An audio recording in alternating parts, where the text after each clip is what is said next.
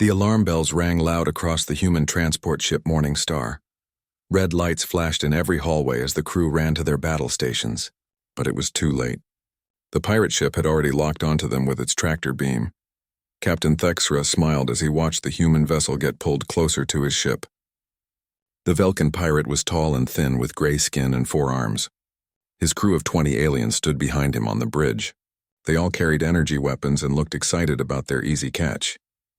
"Look at that pathetic ship," Thexra said to his lieutenant Grixek. "These humans think they can travel through our space without paying tribute." "They will learn today," Grixek nodded. He was shorter than his captain, but twice as wide.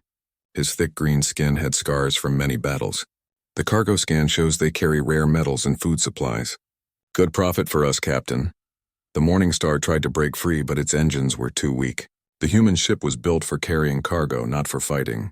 Within minutes, the pirates had pulled it into their cargo bay. Thexra led his crew through the airlock. The human ship's metal doors hissed open. Inside, 12 humans stood with their hands up. They wore simple blue uniforms and looked scared. The pirates pointed their weapons at them. "We surrender," said the human captain, a woman with short brown hair. "Please don't hurt my crew. We're just carrying supplies to the outer colonies." "Smart choice," Thexra replied in basic galactic language. "Grixek, take half the crew and search for valuables. The rest of you watch these humans." The pirates split up. Some stayed to guard the human crew while others went to search the ship. Thexek walked through the narrow hallways, opening doors and looking for anything worth stealing. He found the cargo hold first. Boxes of metal ingots sat stacked against the walls. Computer parts filled several containers. Food packages were stored in cooling units. All of it would sell well in the pirate markets. Then Grixek heard something. A small sound coming from behind a door marked crew quarters. He pushed the door open and looked inside. The room was small and simple. 2 beds sat against the walls. Personal items were scattered on a small table. And hiding under one of the beds was a tiny human. Grixek smiled. The human was a child, maybe 7 or 8 years old. She had black hair tied in small braids and wore a pink shirt with pictures of stars on it. Her dark eyes looked up at him with fear. "Well, well," Grixek said. "What do we have here?" The little girl tried to push herself further under the bed, but there was nowhere to go. Grixek reached down and grabbed her arm. She was so light that he could lift her with one hand. "Please don't hurt me," the child whispered. Her voice was so quiet he could barely hear it. "I won't hurt you, little one," Grixek lied. "But you're coming with us. You'll make someone a nice pet." The child's name was Sojin. She had been traveling with her aunt to visit her father on one of the outer colonies. Her aunt was among the crew members being held by the pirates. Sojin didn't understand what was happening, but she knew it was bad. Grixek carried Sojin back to the main cargo area, where the other pirates were loading stolen goods. Captain Thexra looked surprised when he saw the child. "What is that?" Thexra asked. "A human youngling," Grixek said proudly. She was hiding in the crew quarters. "The exotic pet markets will pay good money for something like this." Thexra walked closer to look at Sojin. The little girl tried not to cry, but tears ran down her face anyway. She had never seen aliens before today. Their strange faces and voices scared her. "Interesting," Thexra said. "I've heard that rich collectors like unusual pets. A human child would be very rare in the inner systems." "That's what I thought, Captain," Grixek replied. "She's small and quiet, easy to transport and sell." The other pirates gathered around to look at Sojin. They poked at her hair and skin like she was an object instead of a person. Sojin wanted to run away, but Grixek held her too tightly. "Load everything onto our ship," Thexra ordered. "The metal, the food, the computers, and the child. Leave the adult humans here. Their ship still works, so they can find their way home." The pirates worked quickly to move everything valuable from the human ship. They put Sojin in a small storage room on their vessel. The room had no windows and only one door. A dim light hung from the ceiling. "Stay here and be quiet," Grixek told her. "If you try to escape or make noise, things will go bad for you." Sojin sat on the floor and hugged her knees. The room smelled like oil and metal. Strange sounds came from the ship's engines. She missed her aunt and wanted to go home. Meanwhile, on the pirate ship's bridge, the crew celebrated their successful raid. They had gathered valuable cargo and found something even better, a rare human child to sell. But one crew member did not join the celebration. Feltar was an old Zelkonian with purple skin and 6 eyes. He worked as the ship's navigator and had been with many pirate crews over the years. He was checking the ship's computers when he heard the others talking about their new prisoner. "Did you say you took a human child?" Veltar asked, looking up from his work. "Yes," Grixek said happily. "A perfect little pet for the markets." Veltar's 6 eyes went wide with shock. His purple skin turned pale. He stood up so fast that his chair fell over. "You did what?" Veltar shouted. "Are you completely insane?" The bridge went quiet. Everyone stared at Veltar. They had never seen the old navigator so upset before. "What's wrong with you?" Thexra asked. "It's just a human child." "Humans are weak. Everyone knows that." Veltar shook his head. His hands were shaking now. "Captain, you have no idea what you've done. We need to take that child back to the human ship right now." "Don't be silly," Grixek laughed. "It's just one small human. What could possibly go wrong?" Veltar looked at his crewmates with fear in all 6 of his eyes. These fools had no idea what humans were really like. They thought humans were just another weak species that had recently learned to travel between stars. But Veltar knew better. He had been in human space before. He had seen what humans could do when they were angry, and he knew that taking a human child was the worst mistake any pirate could make. "You morons," Veltar whispered. "You stole a human child. Now we all die." The pirate crew stared at Veltar like he had lost his mind. The old navigator was shaking, and his purple skin had turned almost white with fear. Captain Thexra crossed his forearms and looked annoyed. "Explain yourself," Thexra said. "Why are you so worried about one small human?" "They're a new species. Weak and soft. Everyone in the galaxy knows this." Veltar took deep breaths to calm himself. He looked around at his crewmates, 20 pirates from different worlds who thought they knew everything about the galaxy. They had no idea what they had just done. "Listen to me carefully," Veltar said. "I have been in human space. I have seen what they can do. You think humans are weak because they only started traveling between stars 50 years ago. You are wrong. Dead wrong." Grixek laughed and slapped Veltar on the back. "Old friend, you worry too much. I held that human child with one hand. She weighed nothing. She cried and begged. How dangerous can her people be?" "Sit down," Veltar said seriously. "All of you. I'm going to tell you about the Terran-Zephyrian War. Maybe then you'll understand what we're facing." The crew gathered around Veltar. Some sat on crates of stolen cargo. Others leaned against the walls. They thought the old navigator was being silly, but they wanted to hear his story. 5 years ago, the Zephyrian Empire decided to expand into human space. Veltar began. "The Zephyrians are warriors. They have conquered dozens of worlds. Their soldiers are 3 times bigger than humans and twice as strong. They thought humans would surrender immediately. So what happened?" asked Crix, a young pirate with blue scales. "The humans fought back," Veltar said. "But not the way other species fight. When the Zephyrians attacked human colonies, something strange happened.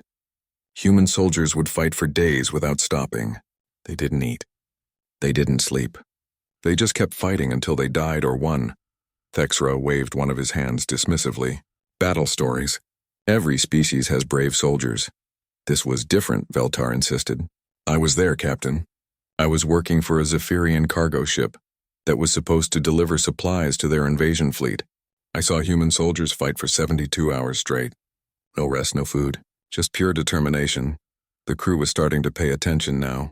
Veltar's voice was serious and his 6 eyes looked haunted by memories. "But the worst part," Veltar continued, "was what happened when the Zephyrians captured human civilians. Every time they took prisoners, especially families with children, the human response became 10 times more violent." "How so?" Grixek asked. He was still holding his energy weapon, but his confident smile was fading. "There was a battle at Kepler Station," Veltar said quietly. "The Zephyrians captured a human transport ship with 300 civilians. 50 of them were children. The Zephyrian commander thought he could use them to make the human fleet surrender." Veltar paused and looked around the room. Every pirate was listening now. Instead, the human fleet did something nobody expected. Every ship in their fleet, even the cargo vessels and medical ships, attached weapons to their hulls. They turned into a fleet of suicide bombers. They didn't try to negotiate. They didn't ask for terms. They just attacked. "What happened to the prisoners?" Crix asked. "The human fleet destroyed 17 Zephyrian battleships in 6 hours, Veltar said. "They didn't care about their own losses. They didn't care about strategy. They just wanted their people back, especially the children. By the time they finished, the entire Zephyrian invasion force was destroyed. The room was completely quiet now. The pirates were starting to understand that maybe they had made a mistake. You see, Veltar explained, humans are not just individuals. When you threaten their young, they become something else. They become a single organism with one goal, protecting their children. Every human in the galaxy will drop everything to save a human child. Captain Thexera shifted uncomfortably. But we're in deep space, far from human territory. How could they possibly find us? Veltar laughed, but it wasn't a happy sound. Captain, humans are very good at finding things they want to find. They have something called determination. When a human decides to do something, especially something involving their children, they don't give up ever. You're being dramatic, Grixek said, but his voice wasn't as confident as before. Am I? Veltar asked. Let me tell you about Commander Sarah Chen. Her daughter was captured by slavers near the Rim Worlds. Do you know what she did? The crew shook their heads. She quit her job in the human military. She sold everything she owned. She bought a small ship and spent 3 years hunting those slavers. 3 years. She tracked them across 12 star systems. She never gave up. When she finally found them, she destroyed their entire organization. Not just the ship that took her daughter, but every pirate base, every supply depot, every ally they had.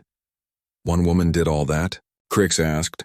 One human mother, Veltar corrected, and she wasn't special. She was just a normal human doing what humans do when their children are in danger. They become unstoppable. Thexera was starting to look worried. But even if the humans somehow track us down, we have weapons. We have shields. We can fight them. Veltar shook his head sadly. Captain, you still don't understand. Humans don't fight fair when their children are involved. They don't follow rules of war.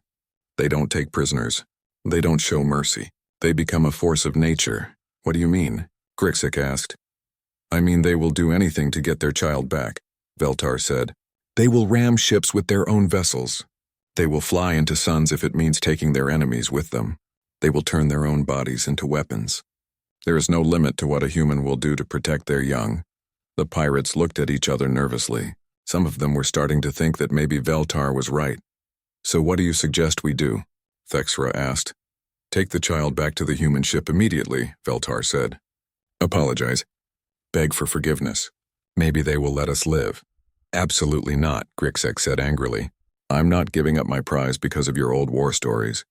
That human child is worth a fortune. Your prize? Veltar stood up and pointed at Grixek. That child is not a prize. She is a death sentence for all of us. Every second we keep her, we get closer to our doom. Enough, Captain Thexera said. We're not turning back. The human ship is already gone. We're committed now. Veltar sat down heavily and put his head in his hands. Then we're all dead. You've doomed us all for a few credits. Stop being so negative, Thexera said. Even if the humans somehow find us, which is impossible, we can handle a few angry parents. Veltar looked up at his captain with all 6 eyes full of pity. A few angry parents? Captain, you don't understand what you've unleashed. When humans lose a child, they don't send a few angry parents. They send everything. Every ship. Every soldier. Every civilian who can hold a weapon. That's ridiculous, Grixek said. Is it? Veltar asked. Humans have a saying. It takes a village to raise a child.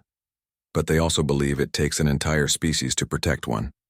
When we took that little girl, we didn't just anger her family. We made enemies of every human who has ever lived. The bridge fell silent again. In the distance, they could hear the hum of the ship's engines and the soft beeping of navigation computers. But nobody spoke. Finally, young Crix asked quietly, So what happens now? Veltar looked at him with sad eyes. Now we pray to whatever gods we believe in. Because somewhere out there, a human parent just learned that their child is missing, and that means our death is already coming for us.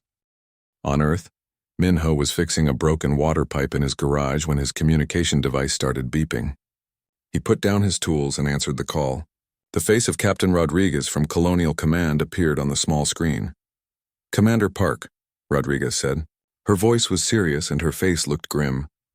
I have bad news. The transport ship Morning Star was attacked by pirates near Sector 7. Your sister and daughter were on board. Minho felt his heart stop. Are they alive? Your sister is safe, Rodriguez replied. The pirates took cargo and supplies but left the crew behind, however. She paused and looked down at her notes. Sojin was not found on the ship after the attack. The communication device slipped from Minho's hands and clattered to the floor. He stared at the wall of his garage without seeing anything. His little girl was gone. His 7-year-old daughter had been taken by pirates. For a moment, Minho couldn't breathe. Then something inside him changed. The worried father disappeared and something much more dangerous took his place. Minho picked up the device. His voice was calm and cold when he spoke. "Rodriguez, I need everything. Ship locations, cargo manifests, witness reports, sensor data. Everything from the last 48 hours in that sector." "Minho, I understand you're upset, but don't," Minho interrupted. "Don't tell me to be calm. Don't tell me to let the authorities handle this. My daughter is out there scared and alone. I'm getting her back." Rodriguez knew Minho well. They had served together in the Colonial Marines for 10 years. She had seen him in combat and knew what he was capable of when he was focused on a mission. "What do you need?" she asked. "Access to the search and rescue database. Communication links to every human ship in that sector, and I want to talk to the crew of the Morning Star immediately." "You'll have it within the hour," Rodriguez promised. Minho ended the call and stood in his garage for a moment. Then he walked to a locked cabinet and opened it with his fingerprint. Inside was his old military equipment, weapons, armor, and communication gear. He hadn't touched any of it for 3 years, but his hands remembered exactly what to do. An hour later, Minho was in his study talking to the captain of the Morning Star through a video link. The woman looked tired and shaken, but she answered all his questions. They were organized, she told him. Professional pirates, not random criminals. The leader was tall with gray skin and 4 arms. One of them, a big green one, found Sojin hiding in the crew quarters. Did they say anything about what they planned to do with her? Minho asked. The captain's face grew sad. The green one called her a pet. Said she would sell well in the exotic markets. Minho's jaw tightened, but his voice stayed calm. "Thank you, Captain. Get your crew to safety." After ending the call, Minho opened another communication channel. This time he connected to the Colonial Search and Rescue Network.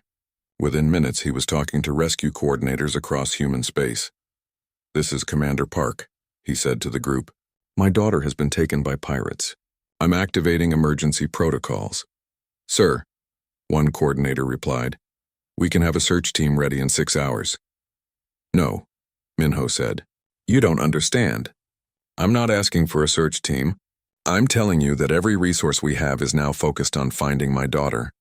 Every ship, every sensor array, every contact we have in non-human space. Commander, that's not standard procedure." "I don't care about procedure," Minho said. "My daughter is 7 years old and she's been taken by aliens who see her as property. There is no procedure for this. There is only getting her back." The coordinators looked at each other on their screens. They knew Minho's reputation. He had led some of the most successful rescue missions in human history. When he said something was going to happen, it usually did. "What do you need?" another coordinator asked. "Start with quantum trail analysis of every ship that left Sector 7 in the last 2 days. Cross-reference with known pirate ship designs. Put out bounties, big ones, for information about alien vessels carrying human cargo." Minho paused and looked directly into the camera. "And send a message to every human ship captain in the galaxy. Tell them that pirates have taken a human child. Tell them that anyone who helps find her will be rewarded. Tell them that anyone who helps hide her will be hunted." The coordinators nodded and started working immediately. Within an hour, messages were being sent across human space. The news spread quickly. Pirates had taken a human child and her father was coming for her. On mining stations and cargo ships, human workers stopped what they were doing to help search. Corporate executives offered their private security forces. Even criminals and smugglers who usually avoided the authorities sent information about suspicious ships they had seen. The response was immediate and overwhelming. It seemed like every human in the galaxy wanted to help find Sojin. Meanwhile, on the pirate ship Bloodfang, Sojin sat in her small prison. The room was dark except for one dim light. She was hungry and scared, but she was also thinking. Sojin was smart for her age. Her father had taught her about electronics and computers as a hobby. She knew how to take apart devices and put them back together. She knew how to fix broken circuits and read simple computer codes. The pirates thought she was just a frightened child, but Sojin was studying everything around her. The door had an electronic lock with a small panel. The walls had access ports for maintenance. Even the light fixture had wires running through the ceiling. While the pirates celebrated their successful raid, Sojin was learning about their ship. She started small. The light switch had a loose cover that she could remove with her fingernails. Inside were simple wires and connections. Sojin carefully disconnected one wire and reconnected it to a different terminal. Now the light would flicker in a pattern instead of staying steady. Next, she looked at the door panel. It was more complex, but she recognized some of the components. Her father had shown her similar systems on their home computer. Sojin couldn't open the door, but she could access some of the ship's internal communication systems. Using techniques her father had taught her, Sojin began sending tiny data bursts through the ship's own network. The messages were so small that the ship's computers ignored them as background noise. But hidden in that noise was a simple signal repeated over and over. "Help me. Sojin Park, human child. Help me." The signal was weak and would only travel a few light years, but it was constantly broadcasting. If any human ship came close enough, they would hear it. Sojin also began making small changes to other systems she could reach. She made the air recycler work harder than it needed to. She changed the temperature controls to use more power. She altered the waste processing system to create small vibrations in the ship's hull. None of these changes were dangerous or obvious. The pirates would just think their ship was getting old and needed maintenance. But each change made the ship slightly less efficient and left tiny traces that human sensors might be able to detect. While Sojin worked on her quiet sabotage, Veltar was becoming more worried by the hour. The old navigator checked the ship's long-range sensors constantly, looking for signs of pursuit. He also monitored galactic communication networks for any news about the attack on the Morning Star. What he found made his blood run cold. Human ships were moving. Lots of them. Cargo vessels were changing course to search new areas. Military patrols were expanding their routes. Even civilian ships were joining the hunt. But the most frightening thing was the bounty announcements. The humans were offering massive rewards for information about Sojin. They were also making it clear that anyone who helped the pirates would be treated as enemies. Veltar had seen humans angry before, but this was different. This was the entire human species mobilizing to find one child. It was exactly what he had warned the crew about, but even he was surprised by how fast and organized the response was. "Captain," Veltar said as he approached Thexra on the bridge, "we have a problem." "A big problem. What now?" Thexra asked impatiently. Veltar showed him the sensor readings on his tablet. Human ships. Dozens of them. All moving toward this sector. "They're searching for us." Thexra looked at the data and frowned. "How could they possibly know where we are? We're in deep space, far from any trade routes." "I don't know," Veltar admitted, "but they're getting closer. At their current speed, the first human ships will reach this area in 18 hours. Then we'll just jump to a different system," Thexra said. "Captain," Veltar said quietly, "they're not just searching one system. Look at this." He showed Thexra a map of local space. Red dots marked human ship positions. There were hundreds of them spread across dozens of star systems. "They're everywhere," Veltar whispered. "It's like they've turned the entire galaxy into a hunting ground." The first human ship appeared on the pirates' sensors at exactly 13 hours and 27 minutes after Sojin was taken. It was a small cargo vessel called Lucky Strike, but it had been fitted with military-grade scanning equipment. Captain Thexra watched the sensor screen with growing worry. "One ship," he said. "We can handle one ship." Veltar shook his head. "Captain, that's not just one ship. That's a scout. Where you see one human ship, there are always more coming." As if to prove his point, 2 more ships appeared on the sensors, then 5 more, then 10. Within an hour, 23 human vessels had surrounded the pirates in a loose circle that was slowly getting smaller. "This is impossible," Grixek said, staring at the tactical display. "How did they find us so fast?" Veltar was checking the ship's internal systems when he found something strange. "Captain, we have a problem. Someone has been sending signals from inside our ship." "What kind of signals?" Thexra demanded. "Very small data bursts, almost too weak to detect. They've been broadcasting constantly for the last 12 hours. Veltar's 6 eyes went wide with realization. "It's coming from the storage room where we're keeping the human child." The entire bridge crew turned to stare at Grixek. He looked confused and angry.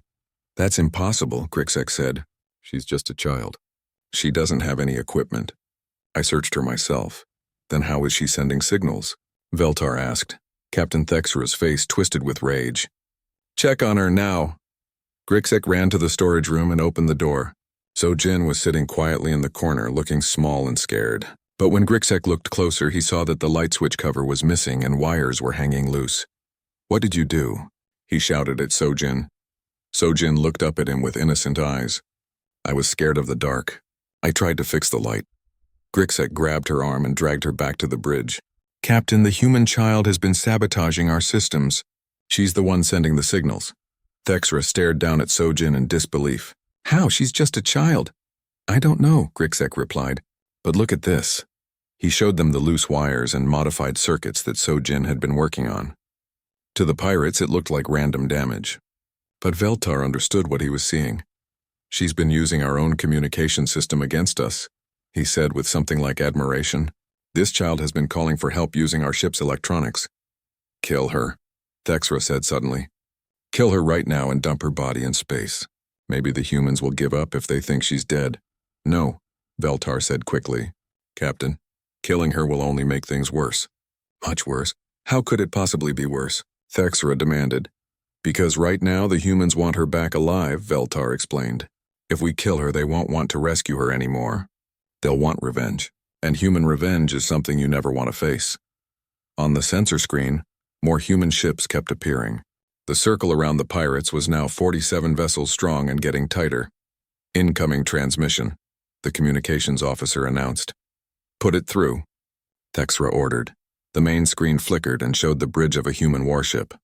A man in military uniform appeared. He was tall with short black hair and cold dark eyes. When he spoke, his voice was calm but carried a threat that made every pirate on the bridge feel afraid. This is Commander Minho Park of the Terran Search and Rescue Service, the man said. You have something that belongs to me. I want her back. Thexra tried to sound confident. Human, you are in no position to make demands. We have weapons and shields. If you attack us, your precious child dies. Minho's expression didn't change. Look around you. Count the ships. Then tell me who is in no position to make demands. Thexra glanced at the tactical display. 68 human ships now surrounded them, and more were arriving every few minutes. You want to negotiate, Minho continued. Here are my terms. Release my daughter unharmed and I'll let your crew live. That's the only offer you'll get. And if we refuse? Thexra asked.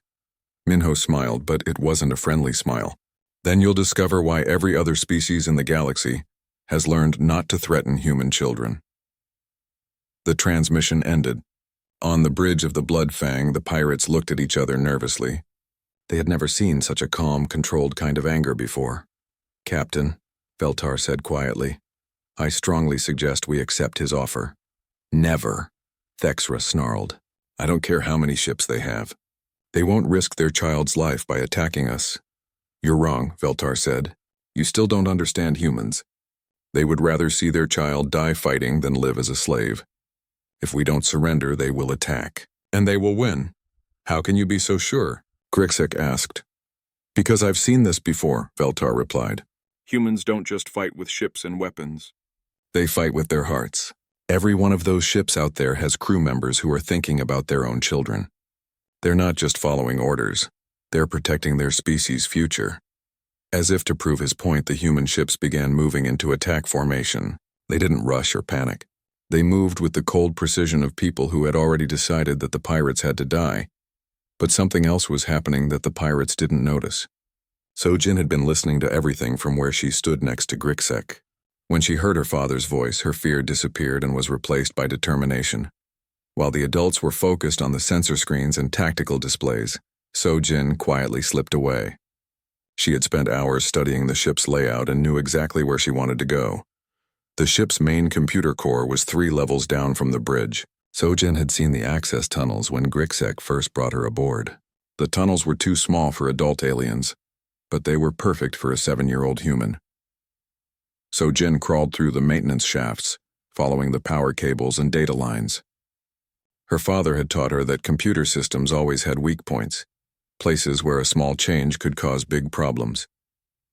When she reached the computer core, Sojin went to work. She didn't try to destroy anything. Instead, she began rerouting data flows and changing system priorities. The ship's shields started flickering, The weapons targeting system began giving random readings. The engine started running at half power. Back on the bridge, alarms started going off. "What's happening?" Thexra demanded. "Multiple system failures," the engineering officer reported. "Shields are unstable. Weapons are offline. Engines are losing power. How is this possible?" Thexra shouted. Veltar checked his console and his face went pale. "Captain, someone is in the computer core. Someone small enough to fit through the maintenance tunnels." All eyes turned to where Sojin had been standing. The space was empty. "Find her," Thexra screamed. "Find that human brat and stop her." But it was too late. On their screens, the human ships were moving closer. Without shields or weapons, the Bloodfang was helpless. "Incoming transmission," the communications officer announced again. Minho appeared on the screen once more. This time he was smiling. "Having technical difficulties?" he asked politely. "My daughter is very good with computers. I taught her myself." Behind him, other human officers were working at their stations. Sojin could see that her father's ship was preparing to board the pirate vessel. "This is your last chance," Minho said. "Surrender now and some of you might live to see trial. Keep fighting and none of you will survive the next 10 minutes. Thexra looked around his bridge. Half his systems were offline. His crew was staring at him with fear and anger. Outside, dozens of human ships waited with their weapons pointed at his vessel. "We surrender," he said quietly. "Smart choice," Minho replied. "Now stay exactly where you are." "I'm coming to get my daughter." Minho's boarding ship docked with the Bloodfang 20 minutes later. He came through the airlock wearing full combat armor and carrying enough weapons to fight a small war. Behind him were 12 other human soldiers, all armed and ready for battle. The pirates had gathered in their main cargo bay with their hands raised in surrender. They looked scared and defeated. Captain Thexra stood in front of his crew, trying to maintain some dignity even though he knew his life was over. "Where is my daughter?" Minho asked. His voice was calm, but every pirate could hear the deadly threat underneath. "She's in the computer core," Veltar said quickly. "She disabled our systems from there. We couldn't stop her." Minho nodded to one of his soldiers. "Find her and bring her here, carefully." While they waited, Minho walked slowly around the group of pirates. He looked at each one like he was deciding which ones deserved to die first. The aliens had never felt so afraid in their lives. "Do you know what you've done?" Minho asked them. "Do you understand what kind of response you've triggered?" "We just wanted to sell her," Grixek said desperately. "We didn't know." "You didn't know what?" Minho interrupted. "You didn't know that taking a child from her family was wrong? You didn't know that humans protect their young?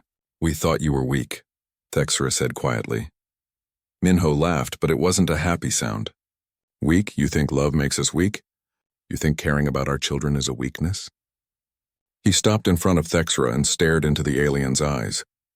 "Let me tell you what love really is. Love is 68 ships dropping everything they were doing to hunt you down. Love is every human in the galaxy volunteering to help find one lost child. Love is the reason your ship is surrounded and your crew is about to spend the rest of their lives in prison." "We surrender," Thexra said. "We'll return the child and accept punishment." "Oh, you'll return her," Minho agreed. "But surrender? That's not really up to you anymore." Before Thexra could ask what he meant, the soldier returned with Sojin.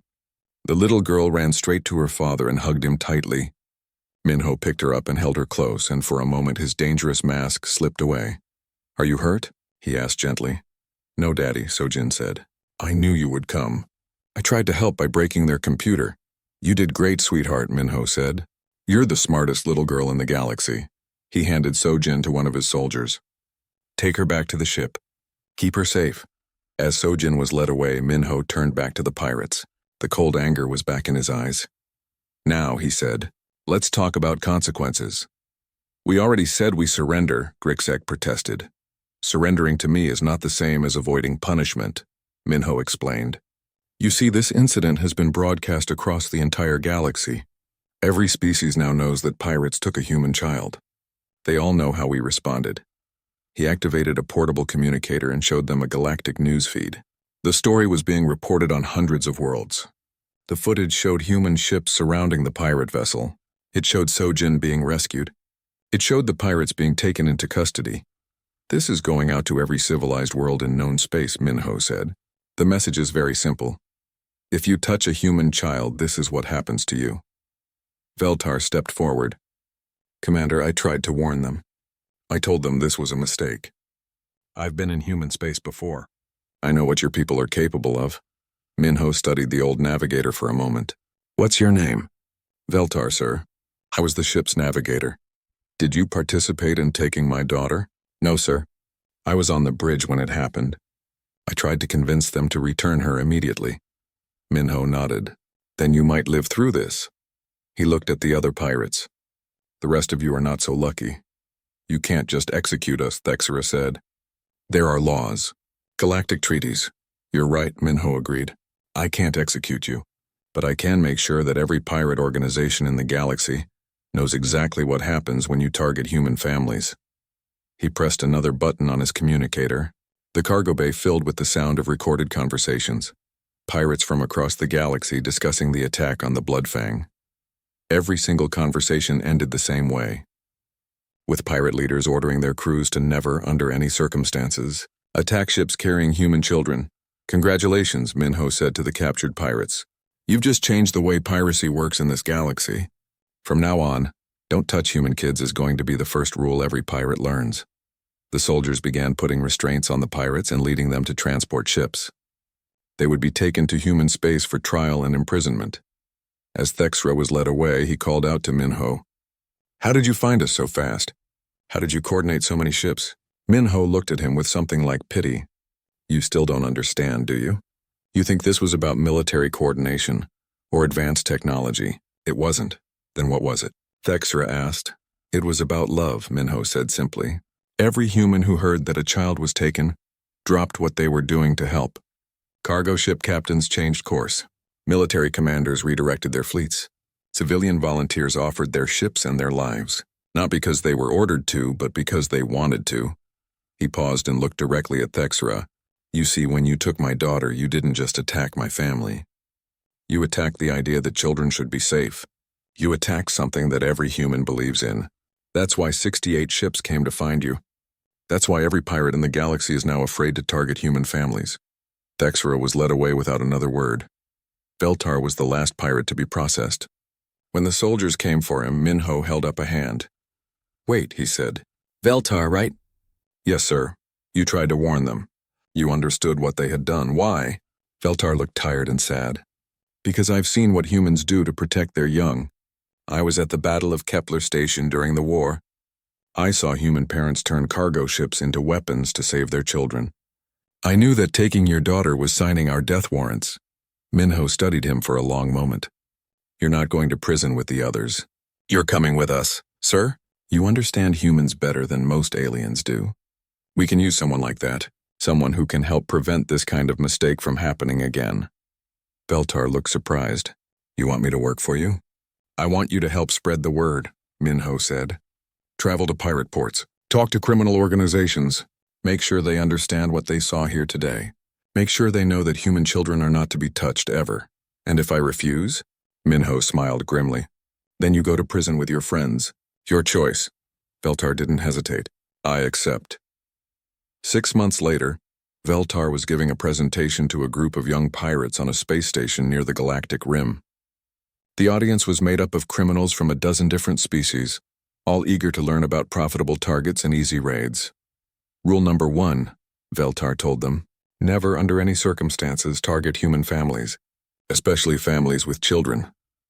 A young Krillin pirate raised his hand, but humans are weak. New to space, easy targets. Veltar shook his head and activated a holographic display. It showed footage from the rescue of Sojin, dozens of human ships working together, the systematic destruction of the pirate fleet, the cold efficiency of human military forces. That, Veltar said, pointing to the display, is what happens when you take a human child. Every ship you see there was crewed by volunteers. Every captain changed course to help. Every human in the galaxy wanted to be part of the rescue. The audience watched in stunned silence as the footage showed the overwhelming human response. But it's just one child, another pirate protested. To humans, there is no such thing as just one child, Veltar explained. Every human child represents the future of their species. Attack one and you attack them all. Take one and they will all come for you. He changed the display to show statistics. Since the Sojin incident, Attacks on human ships have dropped by 97%. Pirate organizations across the galaxy have made it a capital offense to target human families. The Slavers Guild has banned all contracts involving human children. Why? Asked a Zelkonian pirate. Because, Veltar said simply. Every criminal organization has learned the same lesson. Humans will do anything to protect their young. Anything. And when humans decide that you are a threat to their children, there is nowhere in the galaxy you can hide. The presentation ended with a single image. So-Jin, safely back home with her father, smiling as she worked on a computer project. Below the image were words in dozens of galactic languages, all saying the same thing. Human children are not targets. Human children are not property. Human children are protected by every human who has ever lived or ever will live. Touch one and face them all. Veltar looked out at his audience of pirates and criminals. Remember that image, he told them. Remember that little girl and her father. And remember that if you ever think about taking a human child, you're not just fighting one family. You're fighting an entire species that has learned to turn love into the most powerful weapon in the galaxy. The room was completely silent. The message was clear and every pirate understood it perfectly. Human children were off limits forever.